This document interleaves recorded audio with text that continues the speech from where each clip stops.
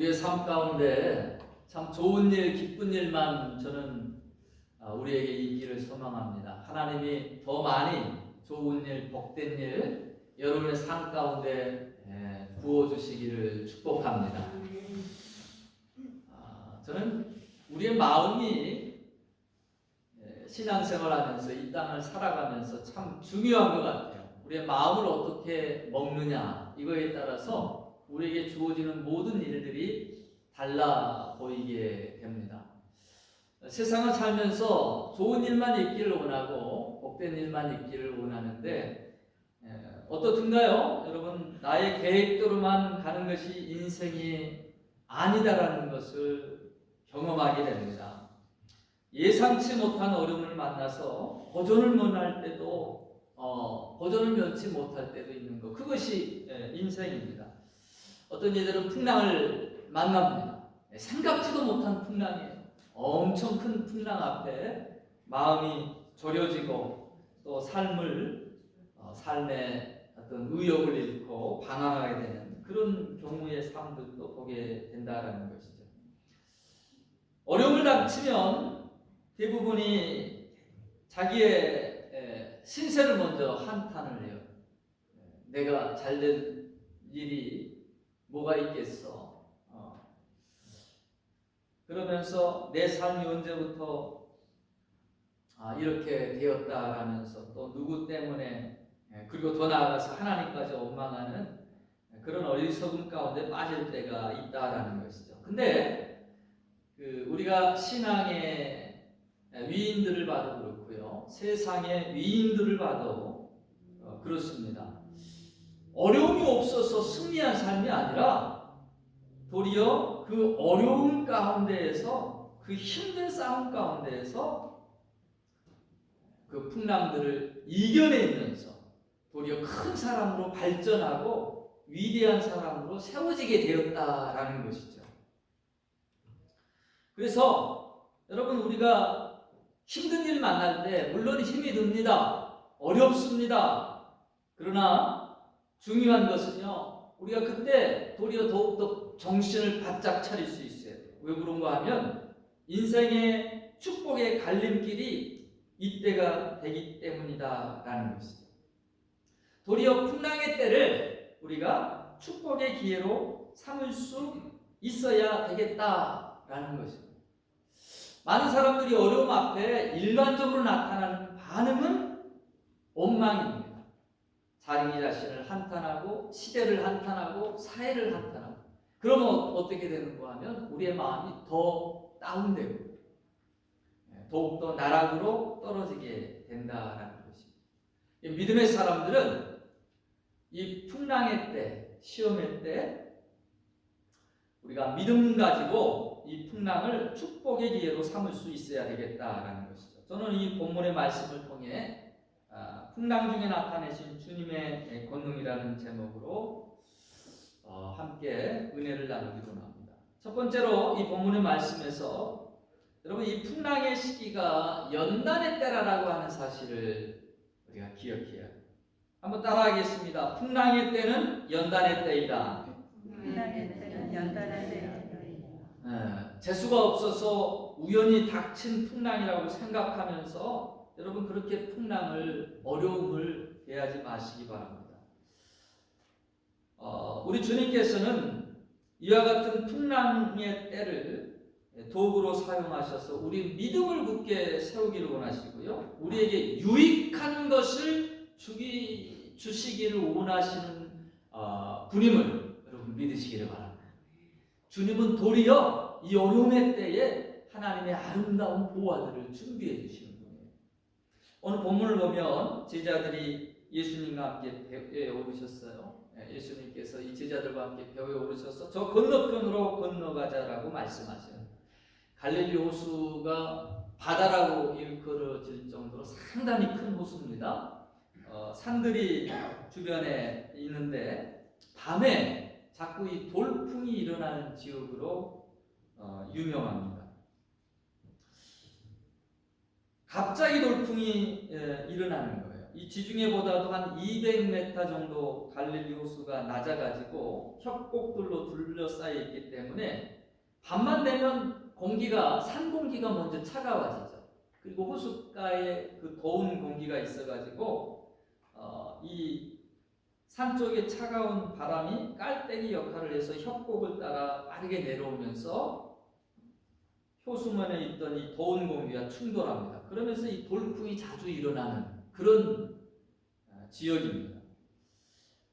이 제자들도 다 그와 같은 사실들을 알고 있을 겁니다. 그래서 가능하면 밤에 이 배를 타는 것이 위험하기 때문에 이 시간들을 피하는 거죠. 근데 예수님께서 호수 저편으로 건너가자라고 하시는 거예요. 여러분, 지금 이 여행을 주관하시면서 이 여행을 하자고 하시는 분이 누구셔요? 예수님이죠. 예수님이 바다 저편으로 건너가자라고 한 것입니다. 주님이 함께 하시면, 주님이 우리를 이끌어 주시면 평탄한 길로, 좋은 길로만 이렇게 이끌어 주실 것이다 라는 그런 마음을 갖고 있는데, 오늘 주님께서는 이 제자들에게 저편으로 건너가자 하시며 그들을 어찌 보면 이 풍랑 가운데로 이끄시는 분이 우리 주님이셨다라는 것이죠. 혹시나 염려했던 일이 실제로 일어납니다. 광풍을 만났어요. 그것도 보통 광풍이 아니었어요. 바다에 익숙한 이 제자들이었음에도 불구하고 23절 후반부에 보니까 물이 가득하게 되어 위태해졌다라고. 24절에 우리가 죽겠나이다 이렇게 소리치는 것을 보면 이게 보통 광풍이 아니었다라는 것을 우리가 짐작해 볼 수가 있습니다. 풍랑을 만난 배, 위험 가운데 처한 제자들. 근데 정작 이런 급박한 상황 가운데에서 예수님은 뭘 하고 계셨습니까? 말씀해 보면 깊이 잠이 드셨다라고. 늘 시간에 쫓겨가지고 사역하셨던 주님이시기 때문에, 또 육신을 가지신 주님이시기 때문에 그 피곤한 가운데 깊이 골아떨어졌다라고 우리가 생각할 수도 있겠는데, 그러나 다시 생각해 보면은 이 광풍이 일어나가지고 큰 물결이 덮치고 제자들이 물을 퍼내기가 어려워서 물이 배에 가득해지고 그렇게 어수선하고 난리법석인데, 이런 소동, 이런 소란 그 가운데 예수님께서 계시지 않고 주무실 수 있었을까? 이게 의아한 부분이죠. 또 그토록 고나게 주무셨던 분이 제자들이 우리를 도와주셔서 간청할 때 쉽게 일어났다는 것을 보면 예수님께서 어떤 의도를 가지시고 지금 이 항해 가운데 이끌지 않으셨는가라는 그런 생각을 갖게 됩니다. 여러분, 우리가 믿음 생활 잘 하던 신앙 중에도 모진 한파 풍랑이 몰아닥칠 수가 있습니다. 저 사람 예수 잘 믿던 사람인데 축복은커녕 저게 무슨 일이란 주변 사람들의 수군거림을 당할 수도 있어요. 많은 사람들이 신앙생활하면 어려움과 환난을 피해가도록 하나님께서 이끄신다라는 그런 생각들을 합니다. 근데 돌이켜보면요, 우리의 삶 가운데에서 믿음이 더 성숙하게 되는 그 계기가 언제였느냐라는 것이죠. 우리가 간절히 주님을 찾고 또 주님을 의지했던 때가 언제였느냐라는 것이.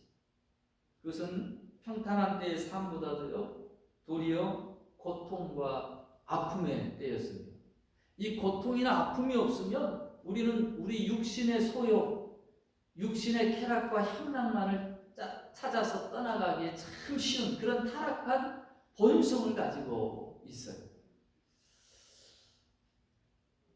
여러분이 다 잘 아실 줄로 압니다만 그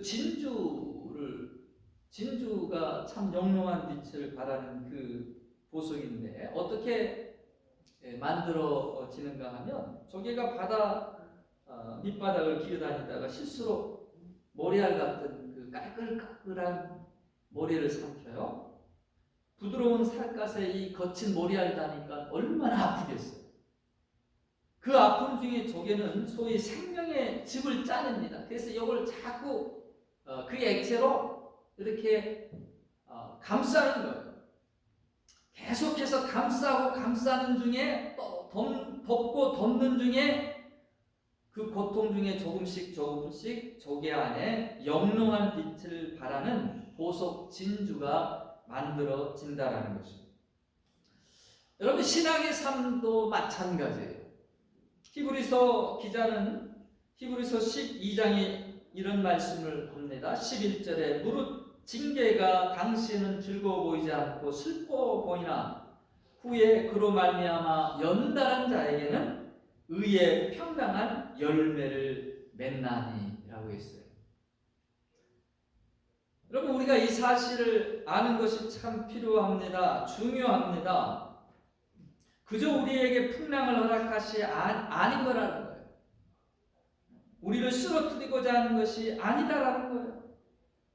우리의 영혼을 더욱 아름답게 빚으시고자, 복되게 하시고자 때때로 하나님께서 우리에게 환난의 길도 걷게 하시고 풍랑의 길도 통과하게 하신다라는 거예요. 죄악된 세상의 길만을 향해 가고 육체의 향락만을 쫓아 멸망의 길을 나아가기 쉬운 우리 인생들에게 그 영혼을 흔들어 깨우시면서 때때로 살아계신 하나님을 주목하게 하시는 방편으로 이 풍랑의 때를 사용하신다라는 것입니다. 구약의 욥이라는 사람이 하루아침에 참으로 당하기 힘든 모든 고난을 한꺼번에 받습니다. 그러나 그는 고난받은 후에 그 전보다 모든 것에 10배가 되는 축복을 더 받습니다. 어떻게 그는 험난한 인생의 풍랑을 견뎌낼 수 있었을까요? 그 비밀을 우리가 알 수 있는데요. 욥기서 23장 10절에 고백하는 욥의 고백을 보면 나의 가는 길을 오직 그가 아시나니 그가 나를 단련하신 후에는 내가 정금같이 나오리라. 욥은 자기의 지금 당하는 모든 어려움과 환난들을 어떤 시각으로 바라보고 있어요? 주님이 나를 단련하신다라는 거예요. 정금같이 단련하신다라는 거예요. 그 후에는 내가 아름답게 보석과 같이 빛나는 정금과 같이 나오게 될 것이다라는 거예요. 그와 같은 믿음으로 이 고난들을, 이 겹겹이 닥치는 어려움들을 바라봤기 때문에 그는 그 고난 가운데서도 꺾이지 아니하고 믿음을 붙들고 그리고 결국 승리하는 자가 될 수 있었다라는 것이죠.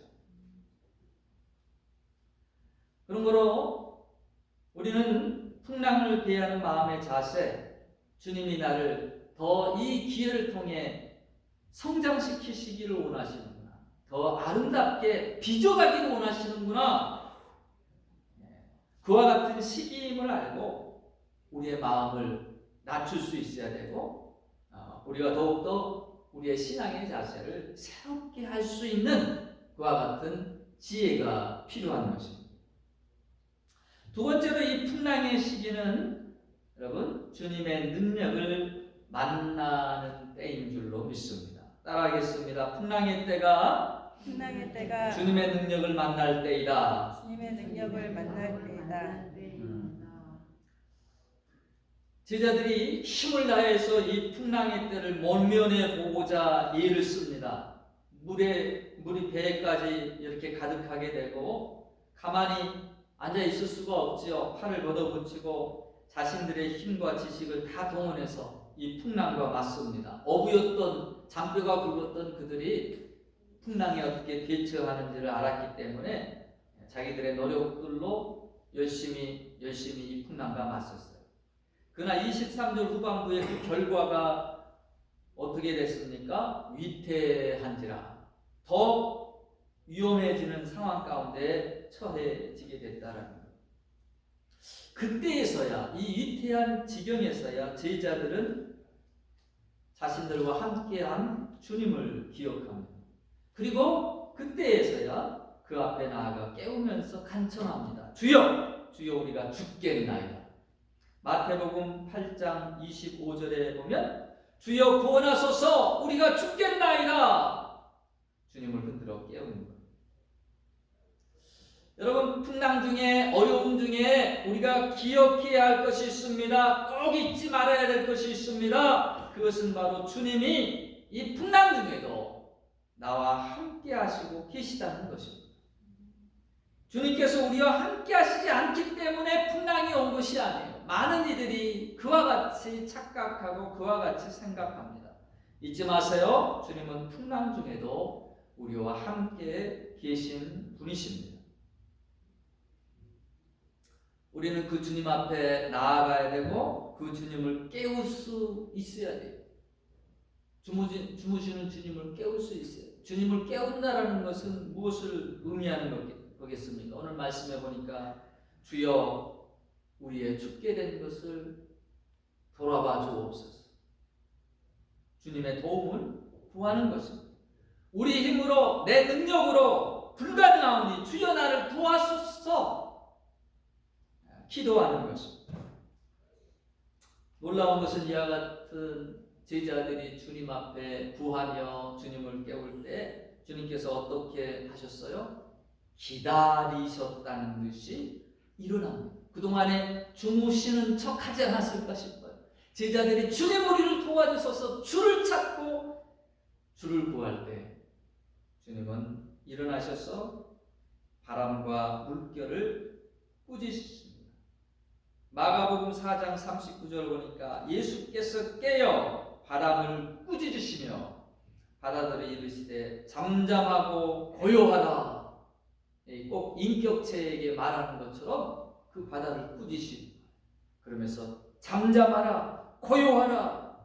결코 그치지 않을 것 같던 그 무서운 풍랑이 덮칠 것 같이 삼킬 것 같이 그렇게 달려들던 그 바람과 풍랑이 잔잔하여졌더라라고 말하고 있습니다. 여러분, 바람과 물결까지 꾸짖으시며 명령하시는 분, 모든 만물의 주인이신 우리 주님이십니다. 저는 우리 주님은 자기가 주되심을, 자신이 주되심을 기꺼이 나타내 주시고자 하는 분이라는 것을 우리가 기억했으면 좋겠어요. 주님은 주의 능력을 나타내기를 원하셔요. 구하는 자에게 주님의 능력을 주시기를 원하셔요. 지금도 주님의 능력은 구하는 자에게 베풀어지고 있습니다. 제가 신학생 때 그 탤런트를 하셨던 분이 목사님이 되셨어요. 그래서 간증 집회를 하러 오셨는데 이분이 하셨던 그 배역이 무엇이었는가 하면 그때 당시에는 이제 방공을 많이 강조하던 때인데 TV에 그 괴뢰군이 나왔다 그러면 이분이 꼭 괴뢰군 대장이에요. 괴뢰군 소장이고 그래가지고 북한말 쓰면서 그렇게 나왔던 때라 다른 탤런트들이 나오면 뭐 사인 받겠다고 달려드는데 이분을 보면 저 빨갱이 죽이라고 그렇게 쫓아오고 뭐 던지기도 하고 이게 배역인데 나이 드신 분들이 드라마와 현실을 혼동하시는 것이죠. 근데 이분이 갑자기 열이 나고 목이 아파가지고 병원을 갔더니 후두암 말기라는 천층경력 같은 그런 선고를 받았습니다. 뭐 척이라면은 의사가 손을 써볼 수 있을 텐데 말기예요. 지금도 암의 말기라 그러면 무섭습니다. 의사도 손을 댈 수가 없답니다. 그래서 죽을 날만을 기다리는 신세가 되어가지고 집에 머물러 있는 거예요. 참 이제 자신이 죽는다라고 생각을 하니까 하루아침에 세상의 모든 것이 달라 보였습니다. 이제껏 힘써 잡으려고 했었던 것, 귀하다라고 생각했었던 모든 것들이 헛된 것이었습니다. 그러던 중에 자기 부인이 교회를 다녔었는데 자꾸 그 구역 식구들이 자기 집에 모여가지고 기도하고 찬송하고 예배를 드리더랍니다. 몸도 아픈데 왜 저렇게 시끄럽게 와가지고 귀찮게 하는지, 환자를 괴롭게 한다라고 그런 짜증이 있었는데, 언제부턴가 그 찬송이 그리고 그 기도가 위로가 되더라고요. 과거에 아무 의미 없었던 찬송 가사가 그렇게 자신의 심령을 찌르면서 회개가 되더라는 거예요. 하나님이 역사하시는 것이죠. 하나님이 은혜 주시는 것입니다. 그래서 마음속으로 기도를 하기 시작했고 하나님을 찾기를 시작합니다. 근데 놀라운 것은 그 마음 가운데 자기도 그 찬송 몇 번을 계속해서 들으니까 구절구절 이렇게 따라 부를 수 있을 만큼 되더라는 것이죠. 찬송이 부르고 싶더라는 거예요. 뭐 이래도 죽고 저래도 죽는데 근데 입을 열어서 찬송하려니까 힘든 거죠. 헛구역질이 나고. 그래도 어차피 죽는데 그러면서 입을 열고 자기의 그 답답하고 아픈 마음을 하나님 앞에 토로하듯이 그렇게 찬양을 드렸다는 거예요.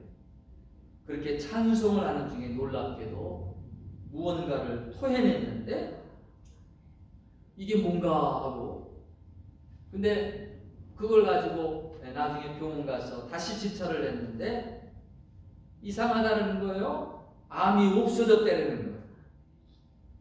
하나님이 치료하신 것입니다. 그래가지고 이 병에다가 그 자기 입에서 그 찬송할 때 토해졌던 그 암덩어리를 알코올로 했는지 뭘로 했는지 하여간 담아가지고 이것이 바로 그 암덩입니다. 그리고 이분의 삶이 완전히 바뀌어지고 나중에 또 하나님 앞에 헌신해서 목사로 그렇게 자기의 남은 삶을 드리게 되고 그때 신학교에 와서 간증하는 그 모습을 접했던 적이 있습니다. 여러분, 오늘날도 주님께서는 주님의 능력이 필요한 자에게 자신의 능력을 나타내 주시기를 기뻐하신 줄로 믿습니다. 그래서 풍랑의 때에 여러분 우리가 마음을 바꿔 먹어야 돼요. 내가 이 풍랑의 때에 죽겠다 그게 아니라 이때가 하나님을 만날 때이다. 주님의 능력을 내가 볼 때이다. 마음의 자세를 어떻게 가느냐에 따라서 그의 삶이 바뀌어진다라는 것입니다. 저와 여러분 혹 풍랑 중에 있습니까? 혹 나중에라도 풍랑을 만나시게 되거든. 주님께서 일하실 주님의 능력을 내가 체험할 그와 같은 때다라고 하는 그런 마음으로 우리가 이 풍랑을 대할 수 있었으면 합니다. 마지막 세 번째로 이 풍랑의 시기는 믿음이 필요한 시기입니다. 따라하겠습니다. 풍랑의 시기는 믿음이 필요한 때이다. 풍랑을 이겨나갈 힘이 무엇인가? 그것이 바로 믿음입니다. 여러분, 어려움에 처해 있을 때 그때 우리의 믿음을 활용할 수 있어야 돼요. 그때 우리가 믿음을 붙들 수가 있어야 돼요. 자꾸 어려움의 때에 마귀는 부정적인 것을 보게 합니다. 우리의 심령을 암울하게 하고 암담하게 만듭니다. 여러분, 하나님은 못하시는 것이 없어요. 하나님이 하시고자 하면 이루지 못하실 일이 없습니다. 조그마한 가능성을 보세요. 믿음을 통해서 하나님의 일하심을 보세요. 예수님께서 이 풍랑 가운데에서 제자들에게 찾으셨던 것이 있습니다. 그것은 다른 것이 아니었습니다. 예수님께서 찾으셨던 것은 제자들의 믿음이었습니다. 25절 말씀에 주님이 뭐라고 그러세요? 너희 믿음이 어디 있느냐? 그게 믿음을 찾으시는 거죠. 그동안에 주님과 함께 하면서 어려움의 때에, 힘든 때에 불가능을 가능케 하시는 인간의 생각을, 인간의 계산을 뛰어넘으셔서 역사하셨던 그 주님을 수차례 봐왔었던 그 제자들, 그리고 이제 이 어려움의 때에 그들이 믿음으로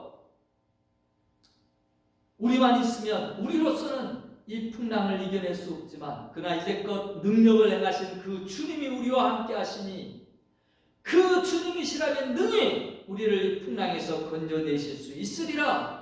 사실은 이 믿음을 주님이 원하시고 바라셨으리라고 생각합니다.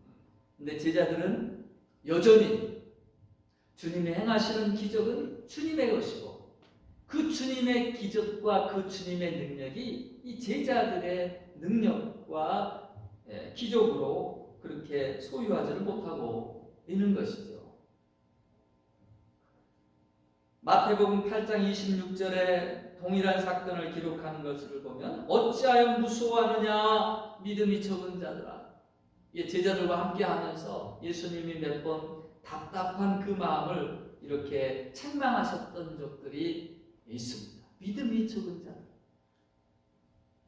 여러분, 풍랑의 때에 주님이 우리에게서 바라시는 것은 믿음입니다. 바로 이 믿음이 풍랑을 이어나갈 수 있는 힘이 되기 때문에 그렇습니다. 근데도 풍랑을 만나면요, 대부분 사람들이 두려움 가운데 이 믿음을 잊어버릴 때가 많습니다.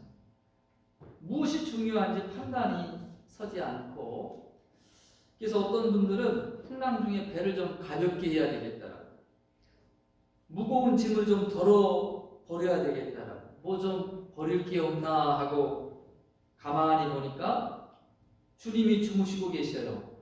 아무것도 안 하시고 주님이 주무시고 계시네요. 배의 무게만 늘린다라고 생각합니다. 그 주님의 능력을 깨울 생각을 하지 않습니다. 그리고 풍랑 중에 살아보겠다라고, 짐을 덜어보겠다라고 주님을 보따리에 싸서 풍덩 바다에 던져버립니다. 여러분, 없을 것 같아요? 절대 그렇지 않습니다. 오늘날에도 이와 같은 분들이 참 많아요. 문제가 생기면, 어려움을 당하면 그 주무시는 주님을 깨우셔서 일어나셔서 우리를 위하여 그 주님의 능력을 발하여 주옵소서, 이렇게 깨워야 될 텐데 제일 먼저 어려움이 당하면 신앙을 접습니다. 방학을 해요. 교회에 방학이 어디 있겠어요? 근데 자기 시험에 들이대는 거예요. 방학한다는 거예요. 제일 먼저 버리는 것이 신앙을 버린다는 거예요.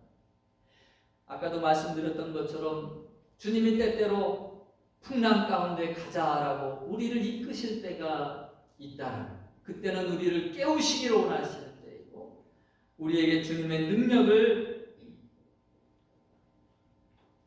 베풀기를 원하시는 때인데, 많은 이들이 그와 같은 어리석은 일들을, 도리어 신앙을 접어버리고 또 잠수하게 되는 그와 같은 때로 삼는다라는 것입니다.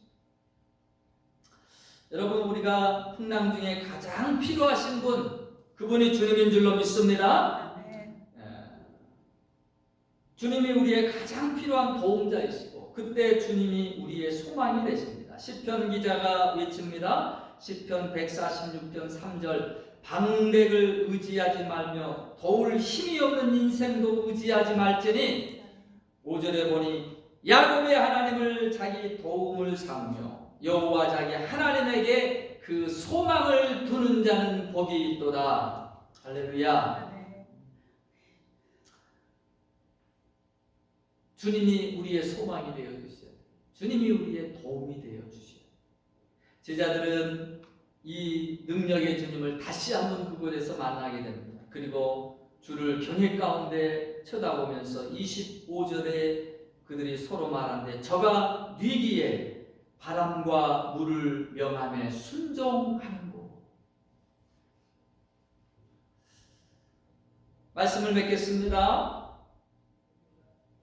주님은 주님 되심을, 살아계심을, 만유의 주가 되심을 기꺼이 나타내 주시고자 합니다. 오늘 제자들에게처럼 그를 간절히 찾을 수밖에 없는 상황을 만들어서라도 주님은 그 주님의 능력과 그 주님의 일하심을 보여주기를 원하십니다.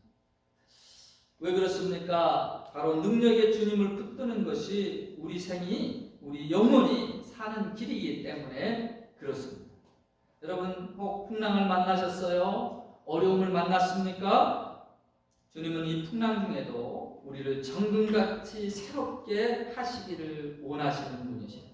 믿음 안에 굳게 서시기를 바랍니다. 주님을 소망으로 삼고 풍랑을 도리어 은혜와 축복의 도구로 바꿀 수 있는 살아계신 하나님을 과거에는 내가 듣기만 하였었다니 이제는 눈으로 보는 바가 되었다라고 하는 그 욥의 고백처럼 여러분 풍랑을, 어려움을 그렇게 축복의 계기로 하나님을 만나는 능력의 주님을 경험하는 그와 같은 축복의 계기로 삼을 수 있는 저와 여러분의 복된 삶 되어주실 수 있기를 주의 이름으로 축원합니다. 아멘.